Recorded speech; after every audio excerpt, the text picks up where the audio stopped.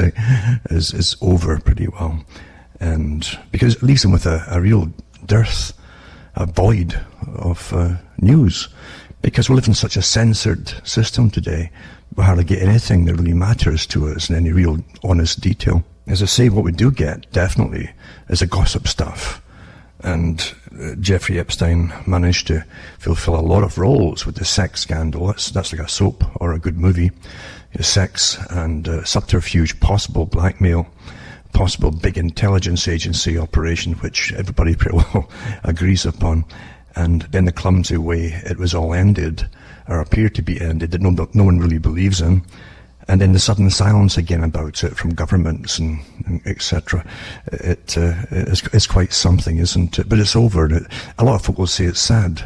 I'm not kidding you, because we live in such a censored, literally a censored system today, with the most powerful people and the most powerful organizations running the show now, rather openly too. And they're not beating around the bush about going after different people who just say things, or even think things, or even ask questions, for goodness sake.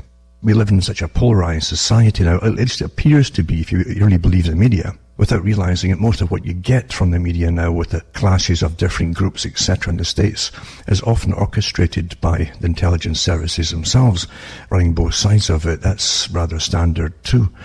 And if you fall victim to jumping on board through emotion, you're some kind of loser in reality. I'm not kidding you. Because I gave talks years and years ago about what was shown in Britain many years ago, when Britain had some type of free press where they could at least talk about other countries. That was a favourite of Britain. They could also criticise other countries or show documentaries on other countries on certain things that happened, but they would never mention what was happening inside Britain itself, naturally. But I can remember they showed a documentary, a long one too, about what they called racism in America and so-called neo-Nazi groups. And they showed you a place, and I don't know, it was Chicago or somewhere, wherever it was, anyway, one of the big cities, New York or Chicago. And they did a raid on, I suppose, a neo-Nazi outfit there. And they caught up, they rounded up about, well over 100 people. But the time they sorted out all the people who attended it, in fact, that most of them belonged to different government agencies that were intent on finding out who the neo-Nazis were. So really, they actually arrested 2 people, and they just walked in off the street. It was winter, and they wanted a coffee and a free donut. So you really have to laugh at this kind of stuff as they orchestrate it by your own government agencies to keep a lot of mythologies alive, in a sense, because certain powers benefit from mythologies like that.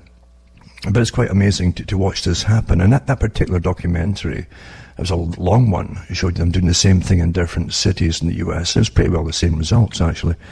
So they had so many different agencies, not just the FBI, had local police, all undercover, all doing the same kind of things. And generally, too, the organizations had been set up by government agents posing as the leaders of these groups and so on. So you have to be awfully careful, folks, that you don't fall into these traps, really.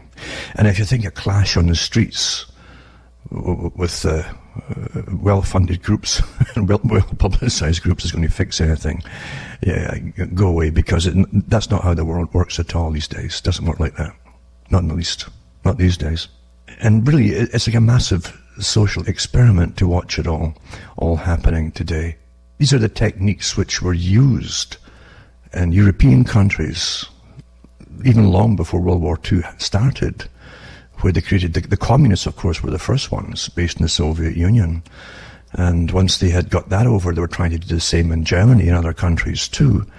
And that caused real clashes in the streets with different factions. They were very, very real indeed, because communism was trying to definitely take over. Today, communism has mutated into the appearance of social justice often, and uses the same kind of rhetoric and language, but you can tell by what's being pushed, it's the same type of socialist government control. Don't forget that in socialism, the state is all powerful. You can't fight the state by creating the opposition of itself. You can't do it.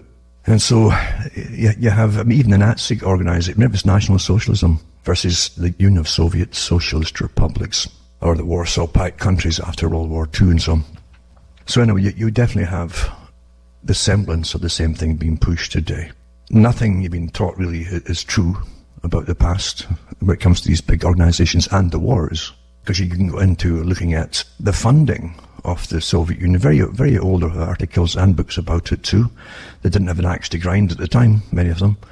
And they told us about the massive aid given to the Soviet their bloc really right after the revolution. And the US put tremendous government money and organizational power into feeding the people, clothing them and so on. And so did Canada and other countries too. They thought it was, the way it was publicized, it was going to be a good thing, you see. And we're all schmucks in a sense to fall for sob stories and human interest stories. That's what's counted upon with propaganda. But you understand too that the Soviet system wasn't just meant to stop with Russia or its satellites. It was meant to spread around the whole planet, remember. This idea of democracy was laughed at, sometimes quite rightly so, in fact, because we never really had it anywhere. And the Soviet system always promises you, and this is the thing, it's always for a better tomorrow, a utopia down the road, just over the horizon. You might not live to see, but if you have any children at all, which is probably these days very unusual almost, then your children will see it. That was the kind of promise that the people were taught to believe in. And all through the Cold War too, even during World War II, don't forget that the West kept the Soviet system alive. Tremendous money and goods and weaponry and so on was all shipped off to the Soviet Union all through the war, to the expense of all the Western countries that supplied the shipping and so on, because many of them got sunk by U-boats and so on. And books were written about that too, and how the US supplied them throughout the war with aircraft and heavy-duty weaponry and tanks, etc., etc. But not only that, when it was all over and done with, and eventually they nicknamed Stalin the Big Bad Bear again, because we lived in a world of shapeshifters apparently, because his Uncle Joe became a big bad bear. Because you always need for the public's control, that is, an enemy or a perceived enemy, to make them basically hug their own governments. That's what that's for, that Cold War type mentality. And so they turned them into a potential foe. Now, if you have a foe, why would you feed them all through the Cold War? Why would Canada and the US be competing every year for the contract to supply the Soviet Union and all the countries with massive amounts of grain, etc.? But because they did, right up to the bitter end of the Cold War. So nothing's ever as it seems to be. Don't ever think. And again, as I said before, you'll find with some of the excellent books written by defectors, or had written for them, basically. Most books today are all ghost-written in every country. So just because a person has a name on it, even folk you might know actually in different, even near to your heart businesses, you probably find that their books are ghost-written if you really dig into them. But that's how it's done. But some of these people who worked with them on their own life stories on the KGB, etc., in Russia, give you a different story altogether of the class system which they belonged to themselves.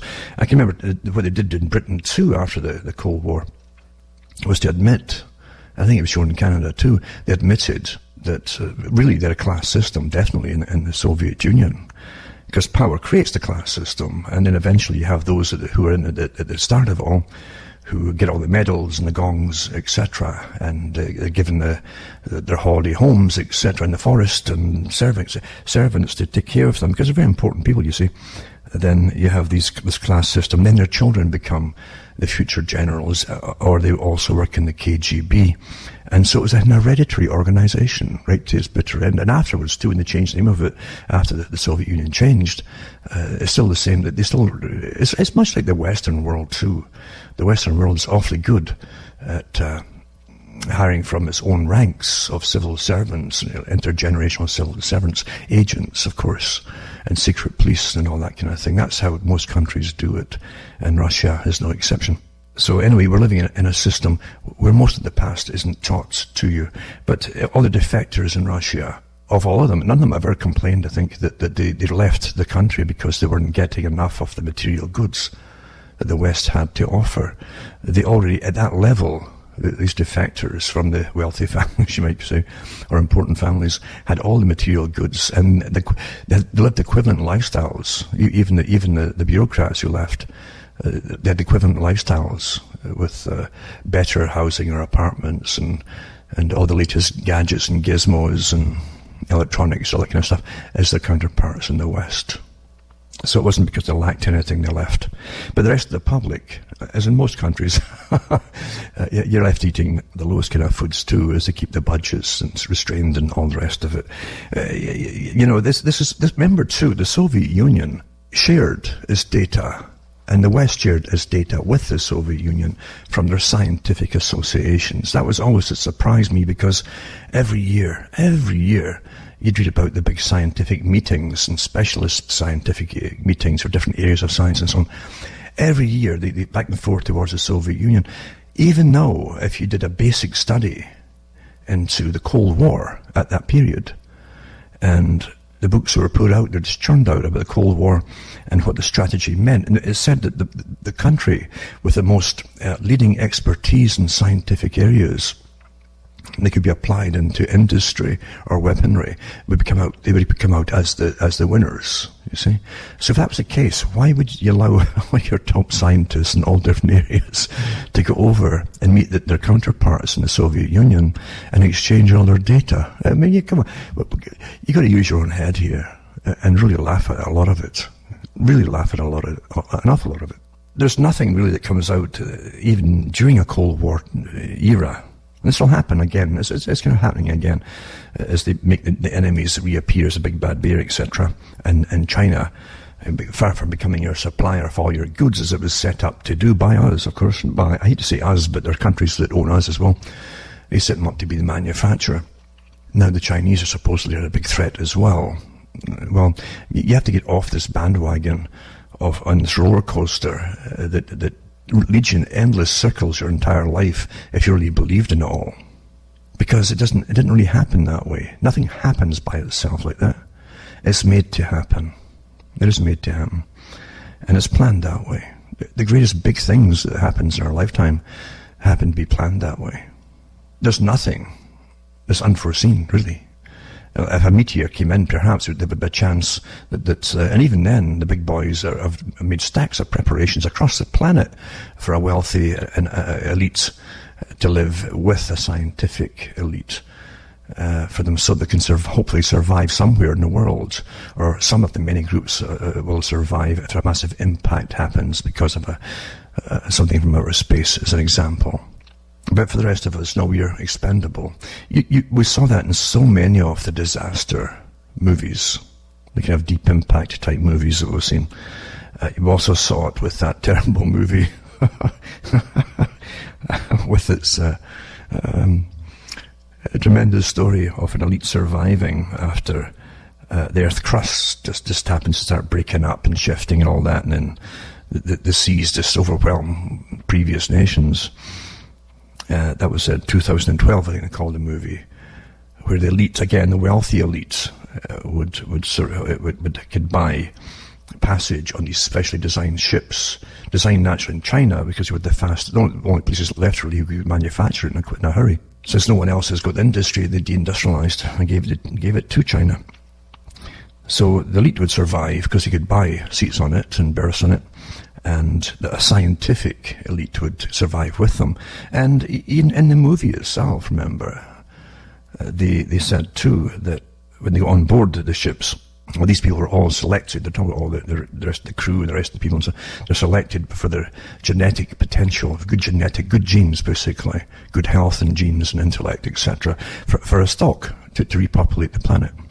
So again, eugenics there. So you get ultra rich and wealthy, who naturally must be better than anybody else because they're rich and wealthy, right? That's literally in eugenics. Charles Darwin talked about this himself, and Galton Darwin too. Quite amazing. So so the rich would obviously had proven themselves worthy because they became rich, and if they held on to it for a few generations, then they were worthy to go. The rest of the people would show by their merit would be through intellect and scientific abilities and things like that, and technical abilities, so they'd be chosen for that. But they'd have to also have the proper genes and good genes, and so they did genetic background checks and all the rest of it like that. It's amazing how they bring it all into it, and you think you're living in a classless society. you have to have a chuckle once in a while, eh? Don't you?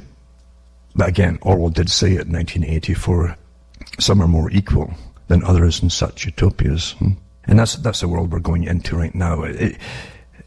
Academia, unfortunately, is a tremendous snobbish field today. It's so snobbish with so many, I guess just too many people across the planet going into it. It reminds me of Kung Fu. And I can remember when Kung Fu was made famous on television by the series called like Kung Fu or Kane or whatever it was, with David Carradine. And all the youngsters and children were around kicking themselves and giving themselves bruises all over the place by trying to emulate what they saw. And this became awfully, awfully popular, naturally. And then the movies came out as well, but Kung Fu is kind of where you looked as Kung Fu. And if you went to a Chinese restaurant in Britain, for instance, you'd suddenly see, and I mean suddenly, see these guys that came from China, and their chests were out really strong and proud, you know. And because everybody in Britain thought that these guys almost know Kung Fu, you see. So they gave them more respect. And these Chinese guys could see that.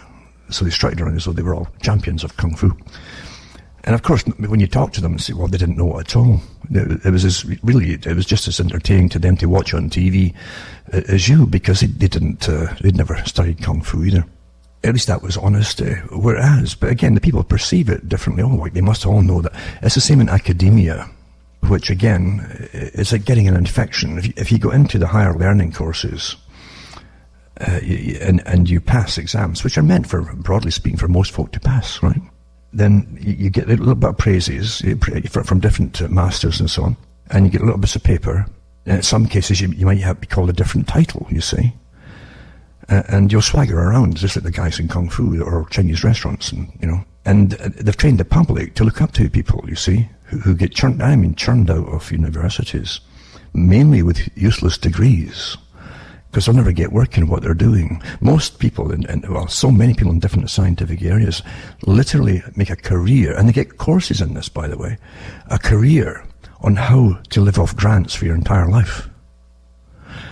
So they get taught how to procure the grants. They'd have courses in them, you know, and how to, like salesmen.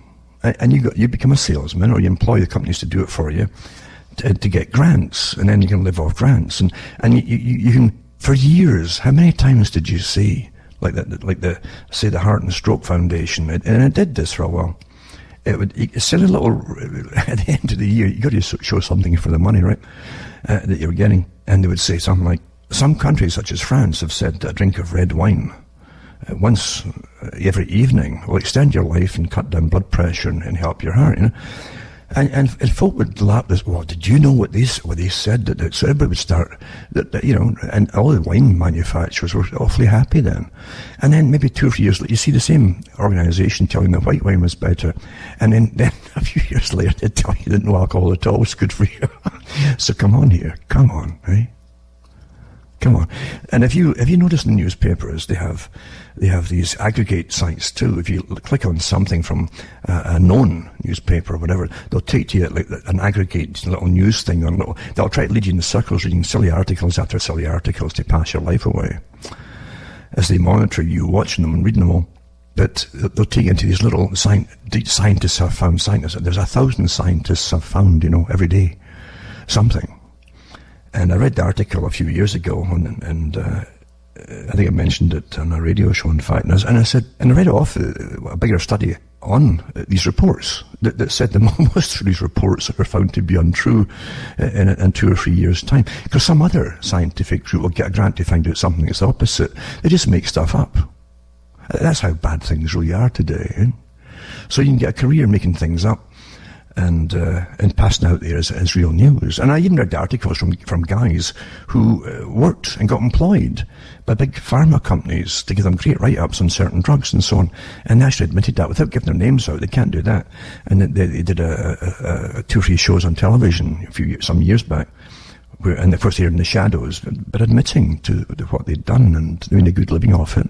And they publicise this kind of stuff. There's so much deception out there that it's not funny at all. And it seems to be the norm across the board, is deception today. And it can't be anything else, I suppose, really, when you think that most things today are built on a very materialistic, scientific basis, where everything must generate income, money, either personally or some other way. And so they've got to give out lots of any kind of articles, just spew them out to bring out, get income, etc.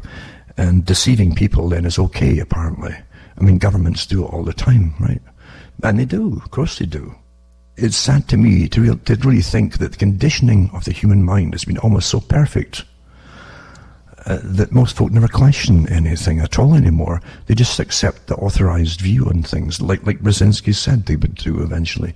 We're long past that stage. We've passed that a long time ago. Most folk really, really do. And even the sciences of conning people are so tremendously accurate now, because we're so well studied, so well continuously studied. In fact, if you're not easily malleable or manipulated by powers from people you won't even meet generally, they're finding out that on the internet, you see, they know exactly what will get you going in a certain article, whatever it happens to be, and they'll give you a whole bunch of other ones to follow because they're watching you, and they'll give you all these suggestions. It isn't just the big ones that are doing, like Google, they're all pretty well doing it. And there's lots of deceptive ones too that say that they're not, but of course they are, because they make money off you and studying you and passing information on to others who study and watch you and manipulate you. As I say, it's so sad because everything comes down to money. Everything in the system depends on money. Even though money, as we've been taught to believe in it, is not real. It's not real at all. Money at one time had to be physical and to be accepted. It had to be physical, something you could hold. Even the weight of money, they called it, the weight of money when it's coin. At one time, a coin, you could live on a coin for a whole week or maybe a month if it was gold, and longer than that. But the money system, since it is in control of everything, is the most powerful instrument in existence. I don't care what it's called, or if it's even abstract today, it's still the most powerful thing, because everything on the planet depends on it. Everything. Don't forget, during the Great Depression, you find that all the factories still existed. The companies that supplied fuel for factories and everything else still existed. The vehicles to transport goods, etc., all still existed. But everything stopped when the money stopped flowing. Which sounds kind of crazy, doesn't it? But that's what happened. No one works when there's no money to get paid with. It's a powerful thing. And governments are panicking because then they can't govern. Because what is there to govern if people won't listen to you? And also you'll get blamed for helping it to happen in the first place, or allowing it to happen. So you got a system where gangsterism runs the system. Now, gangsterism is often very, very legitimate in a sense. I guess that's the right word for it, really. When it's necessary, it's made itself necessary, and there is no competition, then of course it is. It's become the legitimate form when there's no competition, even though it is gangsterism. Because it was based on nothing, and yet money is supposed to be based on something, you see. And then it's a con game, and it's the biggest con in the world, of course. Countries like Britain, and many countries with the same kind of system, had money going way back for centuries based on weight. And it was worked out with different metals, and from the top right down to lesser metals, and the value per pound, the weight of pound. The pound was a weight. And so you had 240 pennies, for instance, would give you 1 pound. And so that was how you measured the pennies. And you had the same when it came to silver, which, again, you had to have so much of the coinage, like sixpences or even 3 pennies. The 3 penny pieces, which are silver at one time. But there's enough of them all counted out, but it had to weigh 1 pound. And that's why the pound is still called the pound today in the UK. It was based on a value of that. So no matter what happens, you'd always have that same thing on the go. And of course, the great guys who helped take it all over with the Bretton Woods Agreement and all the rest of it, took everything off the gold standard, and gold was at the very top, and then silver. And the British pound was based really on sterling silver. And so it was emulated across the whole planet, that same kind of standard. It still had gold currency at the top of it too, where you could have guineas at one point in gold. And that kind of thing. But really silver was at the very, very top. And then you had silver, and then you had brass, and then you had pennies. So it worked out really well until it took you all off it. Well, if you're off it and it's nothing tangible anymore, well, then you can inflate it wherever you want to. And what they mean by that, they keep just printing money off, and now they just add it to a computer screen, that's your money, and keep adding zeros to the end of the number. And that's where we are today. And each time they do it, you see, whatever currency that was they pretend, whatever currency they pretend it was based on, becomes more and more diminished in purchasing power. You just look back, and you can do it on the internet so easily now, on what, say, $1 million or £1 million was worth in 1900 in purchasing power. When you compare it to today, how many millions you would need today to get that same amount of purchasing power and buying different articles and so on. That's how they work out.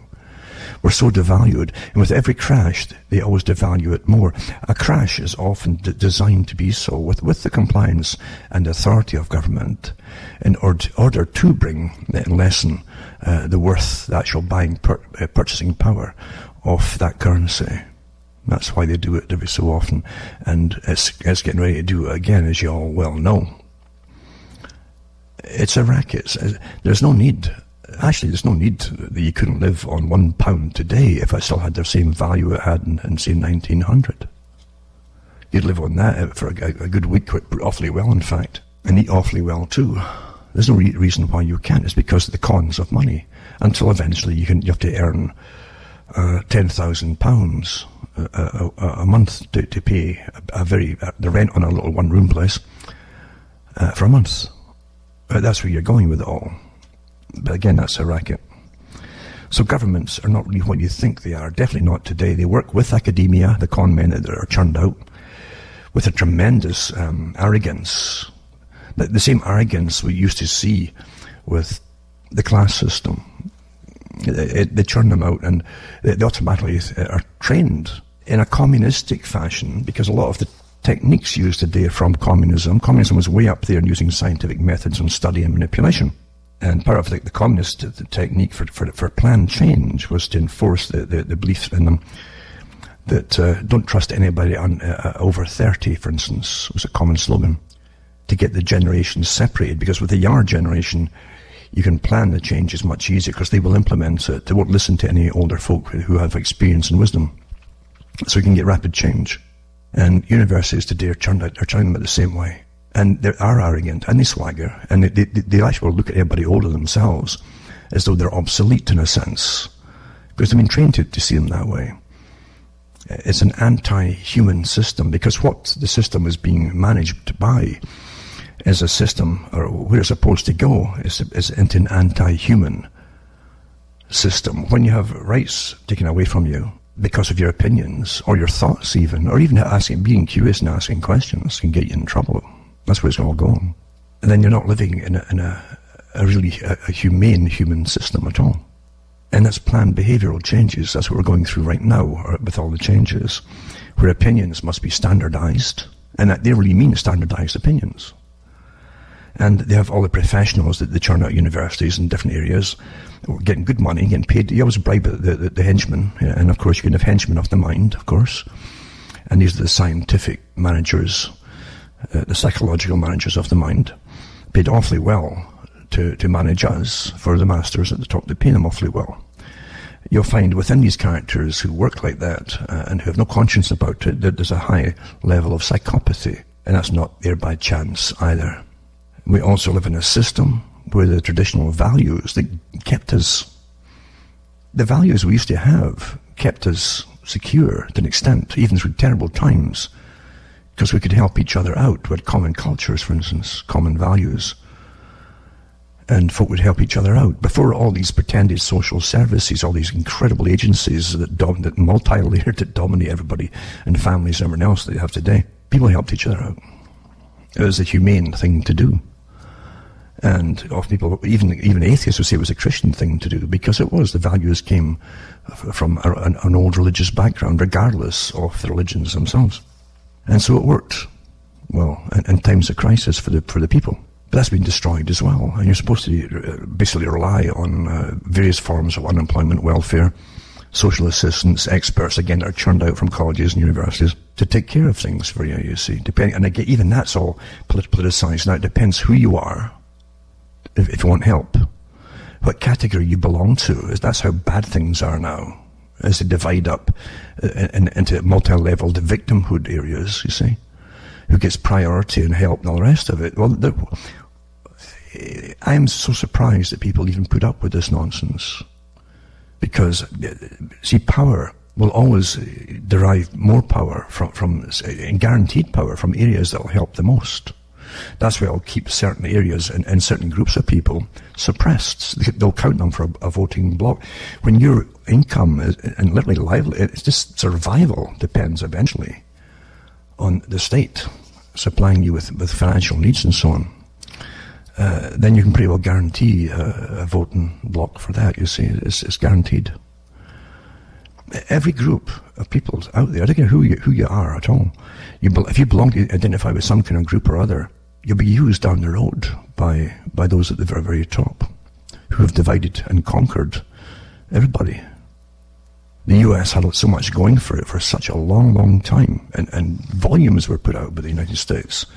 And yes, the money was in there early, and the money managers were in there early, and they took over, unfortunately, the same role that Britain had, as under the pretense of being a policeman to the world, and until they're exhausted, as many in Britain, in academia at the top at that time, who worked for the big organizations, the Royal Institute for International Affairs that runs everything, who planned the global society and so on, and who planned for the US to take over.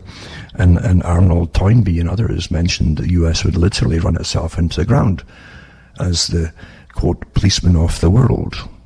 But then it would be exhausted by wars and bankruptcies and so on, because wars are expensive. And then you create a massive welfare state out of them too, and that further destroys you because it's non-productive. And yet more wars come along, and you've got a dwindling tax base as the ultra-rich all bank offshore in real tangible goods like real estate. That's why they call it real estate. And everyone's left with useless currency that doesn't work anymore and is so devalued. Old story, mind you, but it's a shame, because the US had a lot going for it, because it was an industrial giant with great resources and a large population, very quickly grown, basically, a large population. Then naturally gangsters move in, and the system basically bleeds the general population for taxes and so on, which often go off to the very areas I'm talking about now, like science and technologies that end up dominating you. And then again, from academia, once again, you still have eugenics running wild with so many different areas that really are simply practicing the beliefs in eugenics and inferior types and all this kind of stuff. And I'm telling you, don't think that you're in some kind of top. It's like Julian Huxley was a eugenicist, remember? And the left wing praises him for being a founding member of Planned Parenthood. But he believed in eugenics, and he said that all the helpers and so on would eventually, he said, expect to get in to this. It's almost like he was talking about the arcs in 2012 and that kind of scenario. He said they expect to come in to this upper echelon to manage the planet, and only to be terribly disappointed that they themselves don't fit the bill, in a sense. They haven't got the right stuff. I'm kind of paraphrasing, but that's how he put it in his speeches and in his books. So they'd be used and then disposed of, you see. That's always the way it goes. Because in their mind, they were going to be, and he used the phrase too. He's often said that he coined it, but it's not quite true. But he certainly used this term transhuman. He's a transhumanist. And in his mind at the time, they were the natural rulers of the planet. Old families, intellectual elites who had money, power, and scientific knowledge too. He added that into it. So they would be entrepreneurs in a sense that used sciences or employed sciences to manage everything, like the people today who've been presented to you as stars, because they're awfully rich and governments basically make their businesses by giving them all the grants, free grants and everything, and then promote them as some kind of geniuses that you should follow. And that's what we're seeing, transhumanists. But they also say that their goal is to alter humanity because humans were made imperfect. Just like the world, back to the old Garden of Eden analogy, the world was left imperfect, you see. But the master builders will then perfect it. They're talking about humanity and the planet and everything on the planet. The same things that came out of Monsanto years ago and those who were manipulating genes of plants, they were going to perfect everything. And then we saw it coming from the geneticists to deal with biology for humans. And they were saying the same thing, that yes, all classes this and classes that, and they would basically allow the fear types to die off, etc., etc., etc. Like H.G. Wells did in his book, A Modern Utopia. So we're living through it. Just that folk get caught up in the rhetoric, and so much so that this overload of data that they don't recognize what they're living through. They get caught up in the emotions. So many sites out there now are, what side are you on, this or that or whatever, you see.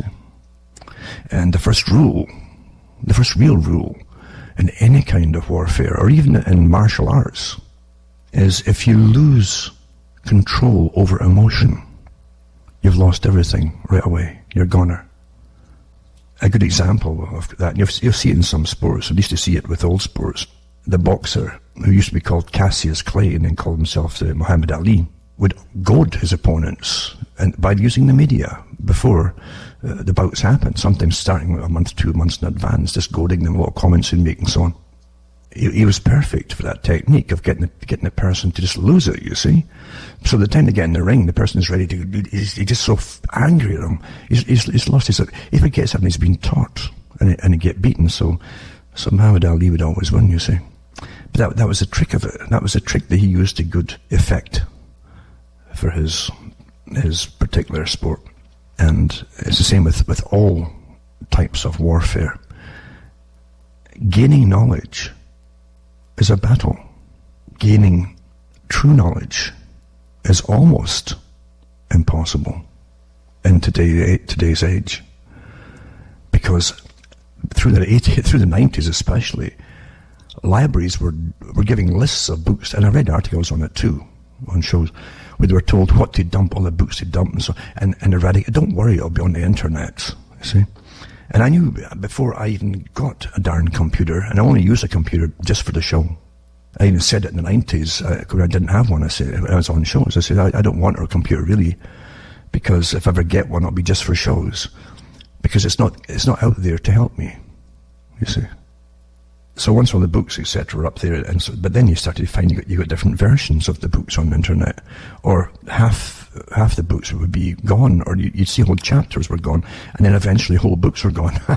It's down the memory hole, as predicted, and I said that would happen in the 90s. It was so obvious, and then well, don't worry, we can burn this and all the rest of it. Yeah. Well, guess where the power is, folks? Because you see, eventually they don't outlaw this; they just make them obsolete with the newer computers. So eventually, you computers that don't have drives, you see, for CDs and DVDs, and it's designed to go that way. Unless you really hold on to old computers and store them awfully well with spare parts and so on, so that you can still play basically old format stuff that you've saved down the road when so much knowledge is gone. The greatest technique that's used by tyrants today, apart from massive surveillance like never before, I mean, this is their greatest dream that they could never have in the past, is total observation of every individual in order to keep them safe from terrorism, you see. Never had that ever. What a dream, eh? They'll never stop using it. It's going to get worse and worse. They've trained most of the people, the younger folk, it's quite normal. They don't mind. Most of them don't mind. And that's quite something, quite a step forward for tyranny, really, where they've trained the victims not to mind. And the victims don't even see themselves as victims because they get all the free goodies to go along with it, etc. Some years ago I mentioned articles about behaviour modification by governments. And you got behaviour change practical guide here for governments, common good behaviour change, communicators and behaviour, planning for behavioural change seminars at universities and so on behalf of governments, and the theory of planned behaviour, etc. On and on and on it goes. And these aren't hobbies, folks. These are meant to actually be used, and they are used all the time on us. And folk don't realise it. And that's awfully sad that people have given up, as predicted by the people who study you and published so many of their books and publications. You give up everything for little freebie this and freebie that, for instance. I'll try to find one little article here. Well, here's an example here, for instance, and I think I used this a few years back. By the panels which actually work with the government. It doesn't matter which government it is, they're there permanently now. And one of them is, over the last decade, there's been an increasing recognition in the UK of the complexity of managing the performance of public policy. Now, the same one in the States and elsewhere too, same organisations, because I'd read them from different countries. Anyway, this is the British one. Or one of them, I should say, articles. So the Prime Minister's strategy unit, right, in 2002, published a report introducing the concept of public value to the UK policy environment. And public value refers to the value created by government through its services, laws, regulation, and other interventions. The report identified 3 key dimensions of public value outcomes: delivery of services and trust. That's what you have to keep the people obedient and everything working. You must have at least these, right? And then highlighted the centrality of public preferences across all 3 dimensions in determining that value. It argued that value only exists if citizens, individually or collectively, are willing to give up something in return for what you're offering, right? This might involve monetary sacrifice, e.g. taxes and charges, but also granting coercive, here's a key, coercive powers to the states, right? Where they can manipulate, kind of force you along, you know what I'm saying? In return, such as in return for security. We'll give you security, but it's going to cost you. You know? And, or again, coercive power in disclosing information we know all about you and what you're doing, what you're looking at, and giving time or other resources. And as an example, they say, such as blood. No kidding you. Often then this involves changing behaviour, and this is much easier to achieve if policymakers give greater weight to public preferences for trustworthy government, due process and fair treatment in legitimising this change. It goes on and on and on. Now, I tell you right now, down the road, you're going to get, and they go into the different books and publications they use themselves on, such as Halpern, Bates and Bales, 2003, an introduction into the social psychological literature on the factors which underpin individual and group behaviour. And then it tells you with how this understanding can be used to influence or actually achieve behavioural changes in the populations. It really throws out the window the idea that you're living through your own life. Most folk really do think, I know what my opinions are, you know, and they gave me my opinions, you know. Even what they look at has been given to them. But there's nothing new in it, folks. I mean, this is how things really work. And the public have no idea. Most of them have no idea at all. It's kind of like what they said about communism. They tried to get communist uprisings in different countries in the West, including Britain, but they couldn't get the workers to go up in revolution because the workers were too busy working. You see? Well, it's the same thing with all the information on what's happening and have been done to you. What's on the side of the manipulators is the fact that folk are too busy generally making the income to pay their taxes, to pay for security, to pay to be studied by governments and agencies and galore and all that kind of stuff, to even read the stuff themselves and what's been done to them. But what they go through is, they can offer you little freebies, mousetraps and so on, if you just sign on here and sign on there, and you get a discount in grocery stores and discount at pharmacies and discount here and discount there. These aren't discounts, folks. They're charging you the normal price. The folk who won't join their special cards and customer preferences and so on, they're getting penalised with higher charges. That's what it is. They're not losing money by giving you what you think is something cheaper. It's all psychology. And unfortunately, it works with most people. Now, I had no idea what I was going to talk about tonight, because really, as I say, there's hardly anything in the news except absolute fabricated nonsense. When I looked at one of the papers today, and all they had at the top was Prince Harry, I think it was, and Meghan, his wife, flying off to some multi-millionaires, billionaires paradise island somewhere, from just a squandering of massive monies and so on, a private jet, yada yada. As they tell us, the same characters were telling us recently, we've got to cut back and causing too much pollution and stop using, fuel, etc.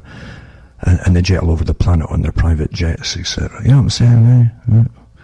Anyway, I had no idea what I was going to talk about, because there's a dearth of news, as I say, and people are really bewailing the fact that Jeffrey Epstein's gone to an extent, because if they drag this out for a while, that's all you'd have got for months, maybe even a year, is the ongoing revelations and etc. of the scandal. But it's all gone now, and it won't go any further, because too many powerful forces you can't expose these forces, folks. Can't be done, and that's the way it is in this so-called democracy that we all live in. But before I go tonight, as I'm prattling on here, as I said, nothing ready to even prattle about, but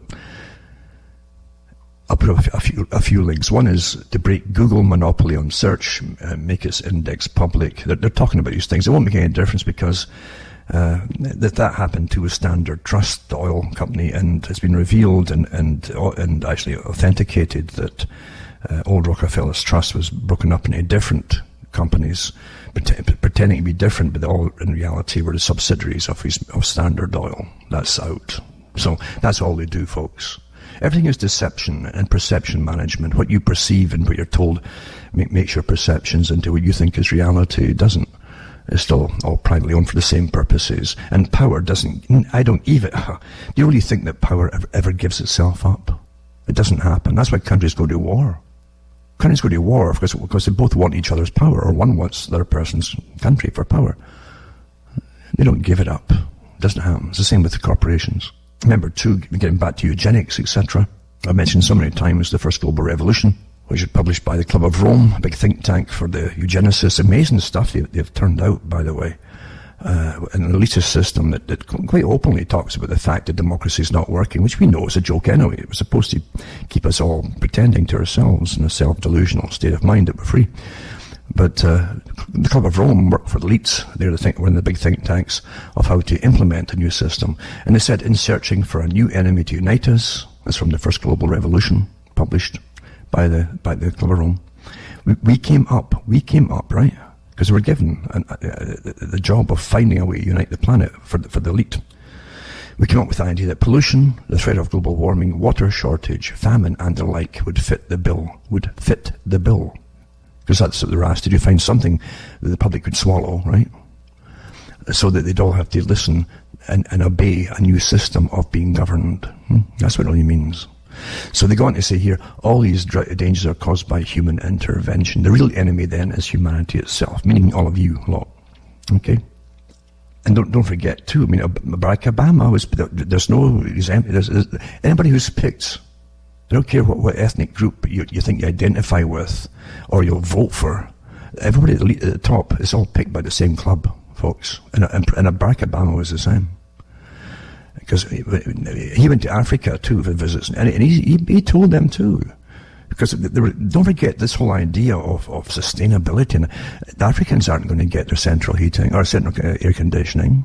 The average family there, they're not going to get all their fridges to keep everything good. They aren't going to get things to keep them healthy and help them get healthier and survive better. But he said, ultimately, if you think about all the youth that everybody has mentioned here in Africa, everybody is raising living standards to the point where everybody has got a car and everybody has got air conditioning and everybody has got a big house. Well, the planet will boil over unless we find new ways of producing energy. What he's telling them is that you need population reduction.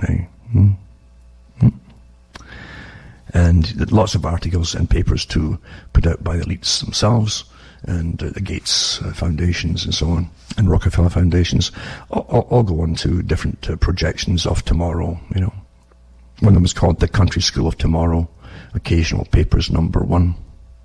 It goes back to 1913. a vision of the remedy, of how to depopulate and so on, right? And how rural folks would not be given all the benefits of the elite who had natural right to rule things, basically. We shall not try to make these people or any of their children into philosophers or men of learning or of science. That was funded by the Rockefellers, 1913. That goes for the world, folks.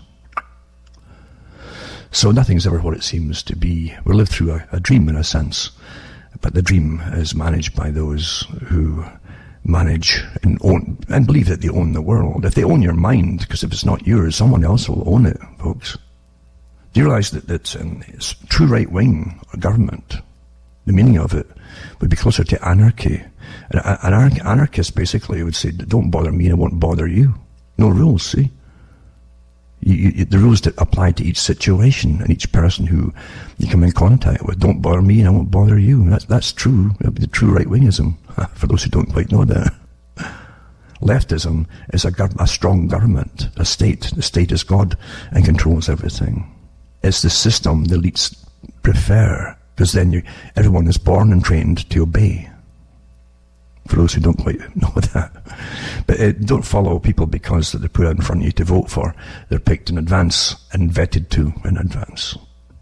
So put that up. Again, you find that Brave New World had Soma and so on, and how Aldous Huxley talks about drugs being used tremendously on the populations to control them. And it's just astonishing to me to see so many articles that are advocating drugs that are basically were always put down as being illegal because of their psychotropic effects and getting pushed as good things. There are people on the love drug. It's called a love drug. You see, MDMA. It's a love drug. So these are opinion given to you right away. People on love drug, MDMA, still know who to trust, it says. It makes people more cooperative, not gullible. So for recreational users, ecstasy has long been associated with a harmonious mindset. Now there's research to back that up. And a new study of MDMA, the ecstasy's meaning, reading the drug indeed made people more cooperative, but only with trustworthy partners. You see, there you go. There's your new study. I told you about all these studies. This article is from an old one too. It's quite good actually. But conducted at King's College London, the study is the first to examine MDMA's impact on cooperative behaviour in detail. Getting back to what I just mentioned about the government and their psychological units and behavioural impact units and so on, working with them. This is one of these articles, you see. And again, King's College London had given a grant, they all live in grants, all these people, and they churn out these reports after studying it. Researchers gave 20 healthy adult men either a typical recreational dose of MDMA or a placebo. The participants then played an online game against an unseen opponent, either cooperating or competing for points. If both chose to cooperate, they both got points. See, that falls into the previous article I mentioned too, about they'd even give blood, right, as an example. So if you cooperate, you get points and so on. It's just too easy. And folk are getting manipulated all the time with their computers. It really is sad that. Because when it was announced that people thought they were going to have freedom, maybe for the first time. Really. At least for thought expression, or whatever. But it's all been taken away, naturally. You can't have that. Say your owners. Also, I just want to touch too, it's an article, it's in the paper, but it's just very typical. Sacramento salon owner claims Californian homeless crisis forcing her to relocate after 15 years because she's grown sick of multiple break-ins and cleaning up syringes, urine and feces from outside her premises every day. I mean, you can imagine how the folk in the 50s and 60s would have ever, if you'd given them a story like that, they'd been utterly horrified and couldn't go into shock. But now it's quite common. It's all the old values that kept everything working, and folk helping each other too have been destroyed. Cultural war, total. You see, that's total cultural war. That's how we take down our country. Forget weaponry of all other kinds, physical hardware. The cultural war has been the big one to take everybody down. It worked so well. And even Gramsci said that too. Rather than try to force the people to change, you simply become their culture, and then you start to gradually change it from within until you take over the culture industry, or you create a culture industry of entertainment. So on, many ways to do it, and then take over academia. You actually plan how many generations it will take before you're in charge. Today, they really judge a change of generations in, say, 10, 20-year periods. Boom, boom, boom. That's how fast you can get another crop coming up. with a further change in mind. A very old technique, actually. And then an article that says that YouTube algorithm pushes videos with children to pedophiles, report says, but there's no great uproar about that, is there? Again, with all the cultural war and hyper-sexualization of everything through entertainment for so many years in television and so on, and now the internet, I don't think you can get folk upset about too much anymore. It's sad, but it's true. When the values are destroyed, and when actually that becomes entertainment. I mean, even the Epstein scandal, Jeffrey Epstein scandal, didn't really have the impact that folks would have had even 20 years beforehand. But now that they're watching, like, is it 40 or 50 Shades of Grey and all the rest of it is a standard fare, and Game of Thrones and God knows what else, you can't get folk. They've been contaminated. As the terminology is actually used, contamination. Once it happens, then you've conquered them. And then tech firms must give up their awkward secret that humans are listening to pretty well everything you're doing and all the different programs that you're using, such as Apple's Siri and Google's Assistant and Alexa voice assistant, etc., etc. Of course they are, folks. And I mean, and the other ones too. It gives you a whole bunch of them here that are totally spying on you. And they've had articles out by different agencies that have come out from the agencies themselves admitting that they've used these techniques to spy on people in their homes by the police and everybody else, yada, yada, yada. There is no privacy. And I think we should get over that, shouldn't we? And accept it. That's just the way it is. But anyway, that's about all I've got time for, really. I'm sorry if it's not too detailed. Maybe it is. I have no idea. I don't really plan what I'm going to talk about.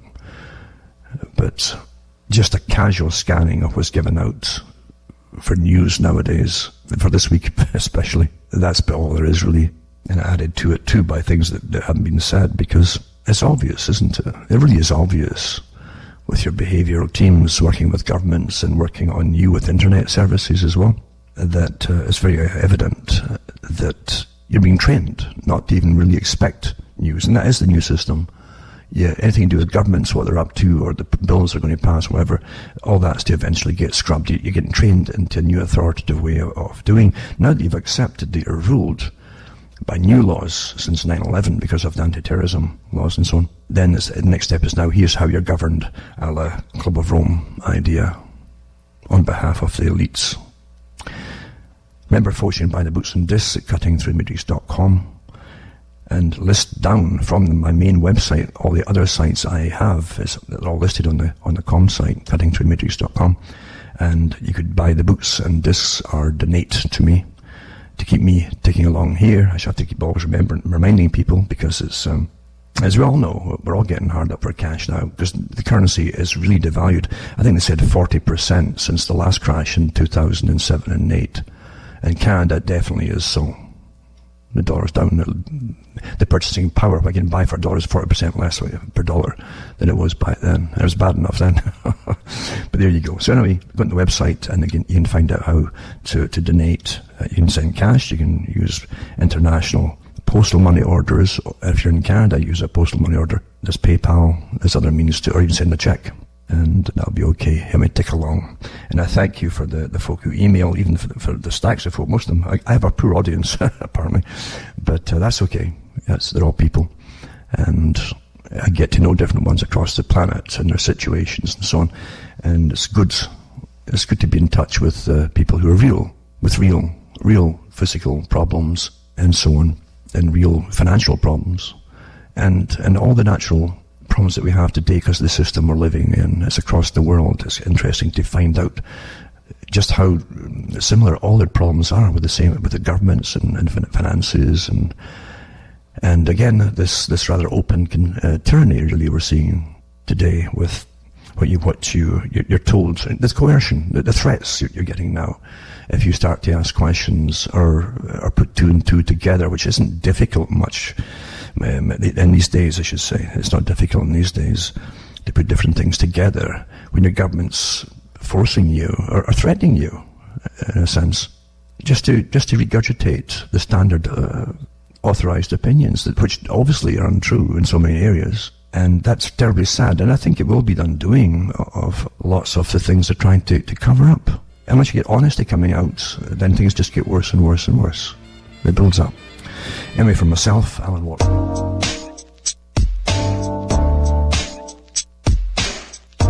Watch Rax. You can catch every Monday night and Friday night at 9 p.m. Eastern Standard Time here on UCY.tv.